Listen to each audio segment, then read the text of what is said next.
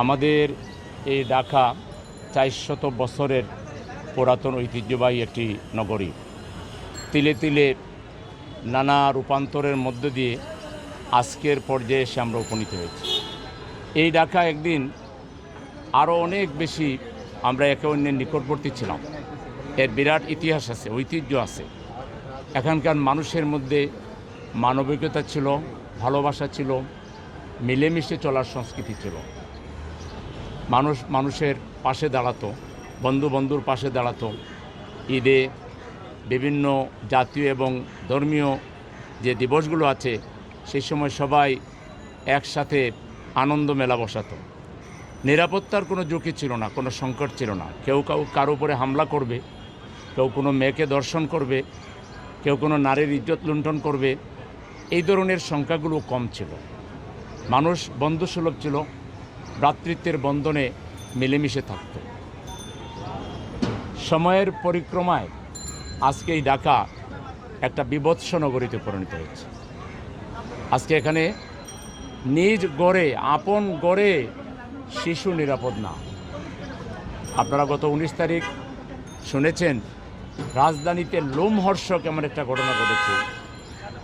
দ্বিতীয় শ্রেণীর ছাত্রী রামিশা আক্তার, বয়স তার 7 বছর মাত্র, অত্যন্ত মেধাবী ছিল, ক্লাসে 1 নম্বর রোল ছিল এবং খুবই বন্ধুসুলভ ছিল, মেহমান প্রিয় ছিল। আমি গতকালকে তার বাসায় গিয়েছিলাম। অসংখ্য মহিলাকে আর্তনাদ করতে দেখেছি। তারা বলেছে এই বাসায় আমরা 17 বছর থেকে আসা যাওয়া করি, এরা এখানে 17 বছর থেকে থাকে।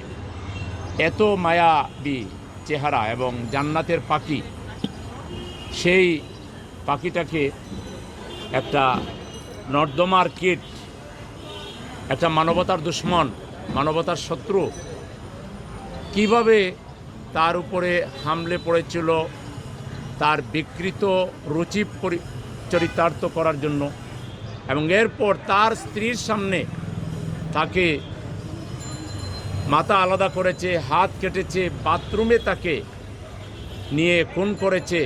এরপর খাটের নিচে রেখে সে জানালা কেটে সে পালিয়েছে, যদিও সে ইতিমধ্যে অ্যারেস্ট হয়েছে। তো সেই ঢাকা রূপান্তর হয়ে কোথায় এসেছে আজকে? আমরা এই ঢাকাকে আবার বদলাতে চাই।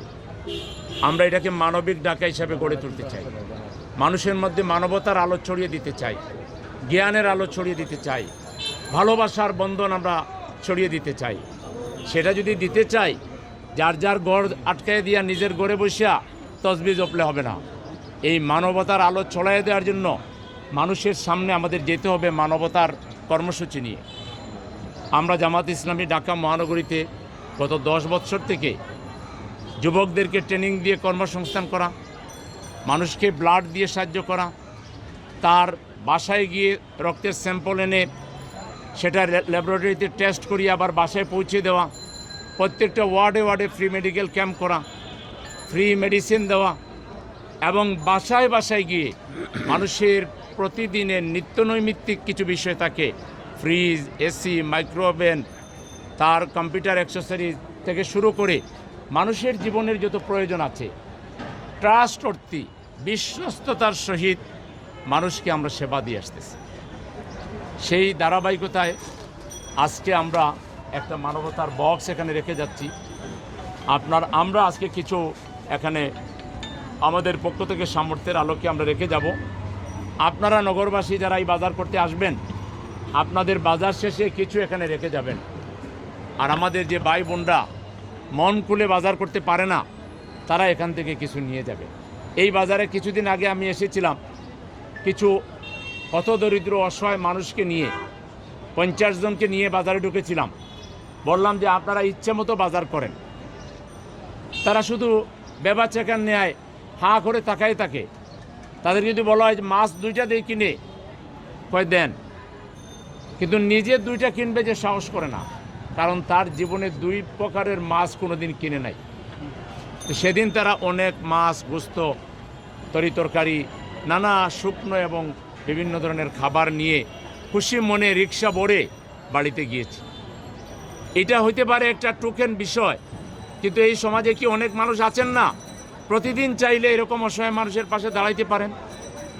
আল্লাহ আপনাকে যে বিশাল সম্পদ দিয়েছে, এই সম্পদে, আপনার সম্পদে অসহায়দের, বঞ্চিতদের কিন্তু অধিকার আছে। অফি আমওয়ালিহিম হাক্কুল লিসাইল ওয়াল মাহরুম।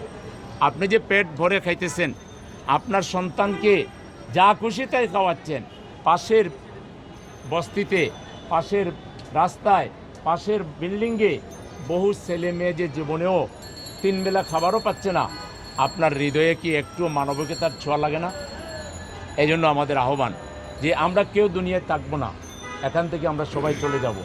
আমরা এমন কিছু করে যাই যেটা আমরা চলে যাওয়ার পরে সৎকে জারিয়া হিসেবে থাকবে, এবং আমরা এর আমলের সওয়াব পাবো, এবং আমাদের সম্পদ হালাল হবে, আল্লাহর দেওয়া রিজিকগুলো হালাল হবে, এবং আল্লাহর প্রতি শুকরিয়া আদায় হবে।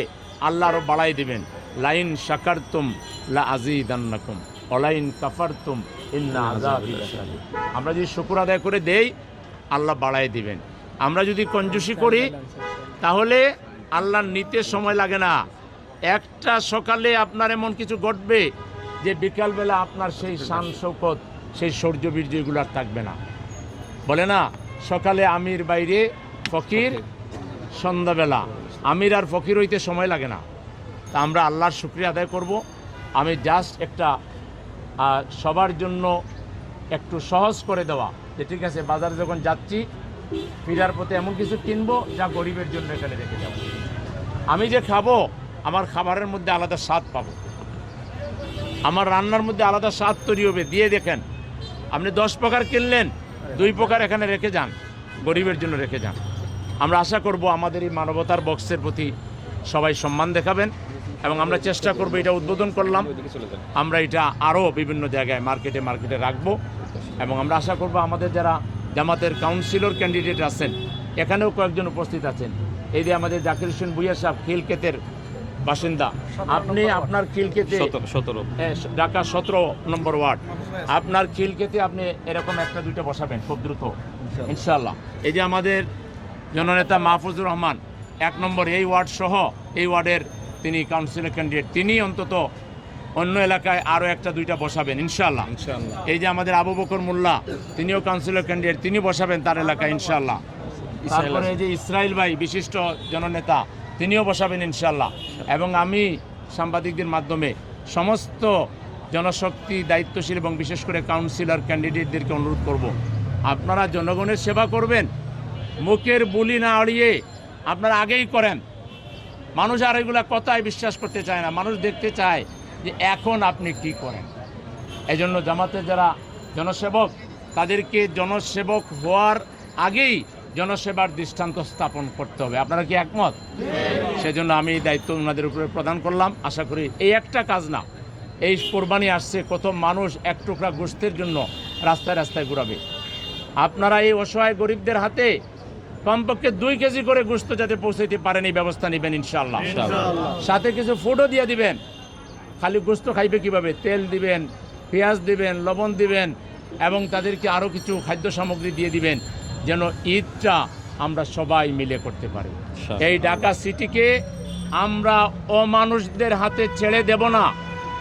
এই ঢাকা সিটি আমরা মানবিক মানুষদের নেতৃত্বে ঐক্যবদ্ধ একটা মানবিক সিটি হিসাবে আমরা গড়ে তুলব ইনশাআল্লাহ।